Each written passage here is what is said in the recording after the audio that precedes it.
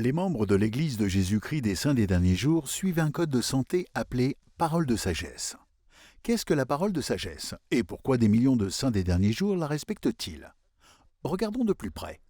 Joseph Smith, le prophète, a reçu la parole de sagesse par révélation en 1833.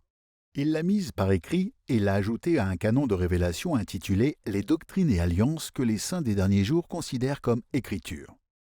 La plupart des gens savent que cette révélation est la raison pour laquelle les saints des derniers jours s'abstiennent d'alcool, de tabac, de café, de thé et de drogue.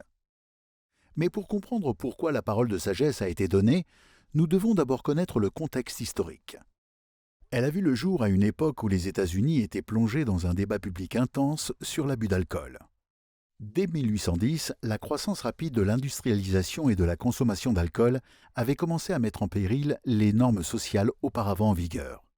Dans les années 1830, de nombreux adultes aux États-Unis avaient grandi dans des familles où l'on buvait des boissons alcoolisées au petit déjeuner, déjeuner et dîner. Beaucoup ont commencé à s'inquiéter des conséquences sociales et sanitaires de la consommation accrue d'alcool. Le mouvement pour la tempérance a pris de l'ampleur à mesure que les réformateurs prenaient l'abstinence de spiritueux. Certains allaient même jusqu'à faire le vœu de ne plus consommer aucune boisson alcoolisée, y compris la bière. D'autres recommandaient même le café comme substitut du fait que l'eau potable n'était pas toujours disponible. Au même moment, des réformateurs se sont prononcés contre le tabagisme. C'est dans ce climat social, du début des années 1830, que Joseph Smith a lancé une série de cours officiels appelée l'École des prophètes. Cette école rassemblait des dirigeants de l'Église pour discuter et s'instruire les uns les autres sur des sujets théologiques et profanes tels que la religion, l'économie, la philosophie et les affaires civiques.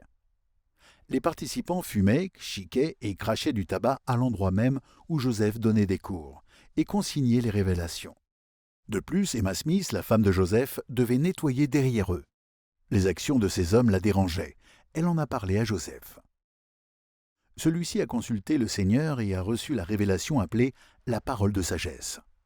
Elle guidait les saints par rapport à plusieurs questions soulevées par les réformateurs, tout en résolvant les préoccupations spécifiques d'Emma. Par exemple, le Seigneur mettait en garde contre l'usage de boissons fortes, ce que les saints des derniers jours comprennent comme étant l'alcool. De plus, le Seigneur avertissait que les boissons brûlantes, à savoir le thé et le café, ne devaient pas être consommées. Le tabac non plus, qui était plus adapté pour soigner le bétail malade.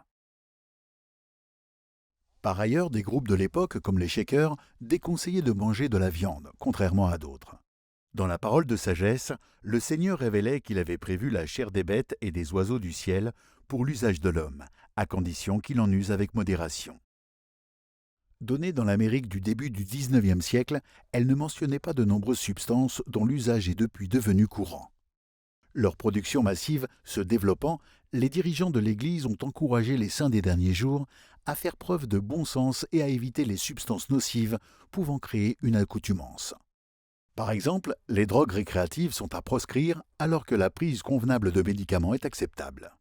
Dans la parole de sagesse, le Seigneur met aussi en garde contre les conspirateurs, présageant ainsi un déferlement de toxicomanie, de dépendance et de mort. Pour les saints des derniers jours, la parole de sagesse est plus qu'un simple code de santé. En la respectant, ils apprennent à contrôler leurs appétits et à se maintenir en bonne santé, mais cela les rend également dignes d'entrer dans le temple et leur assure des bienfaits spirituels. Plus important encore, le respect de la parole de sagesse améliore la réceptivité à la révélation personnelle par l'Esprit du Seigneur. Bodke Packer, apôtre du Seigneur dans l'Église de Jésus-Christ des Saints des Derniers Jours, a dit « Un objectif fondamental de la parole de sagesse est en rapport avec la révélation. Si quelqu'un sous l'emprise d'une substance peut difficilement écouter une personne qui parle, comment peut-il répondre aux murmures spirituels qui touchent ses sentiments les plus délicats ?» Aussi bonne que puisse être la parole de sagesse comme loi de santé, elle pourra vous être encore bien plus bénéfique sur le plan spirituel que sur le plan physique.